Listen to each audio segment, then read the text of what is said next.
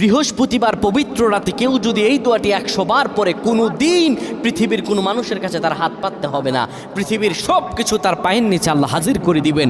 দারিদ্রতা থেকে মুক্তি দান করবেন, বিপদ আপদ থেকে মুক্তি দান করবেন, তার সম্মানকে সুউচ্চতা দান করবেন, অসুস্থতা থেকে দূরে রাখবেন। আল্লাহর অশেষ দয়া ও রহম তাকে দান করে দিবেন। সুবহানাল্লাহ। বৃহস্পতিবার রাত এটি গুরুত্বপূর্ণ রাত। এই রাত সপ্তাহে একদিন আসে। আরবিতে রাত আগে আসে, দিন পরে আসে। সুতরাং বৃহস্পতিবারের যে দিন গিয়ে রাত, এটি বৃহস্পতিবার রাত নয়, এটি শুক্রবারের রাত, এটি জুমাবারের রাত, এটি দোয়া কবুলের রাত, আল্লাহর কাছাকাছি হওয়ার রাত। সুবহানাল্লাহ। এই বৃহস্পতিবার রাত আল্লাহ তাআলা বান্দার দোয়া কবুল করেন। কেউ যদি বৃহস্পতিবার রাতে ঈশা নামাজের পরে পবিত্র হয়ে ইয়া হাইয়ু ইয়া হাইয়ু ইয়া হাইয়ু ইয়া রফিয়ু ইয়া রফিয়ু ইয়া রফিয়ু এই দোয়াগুলো পড়তে পারে 100 বার, আল্লাহ রাব্বুল আলামিন তার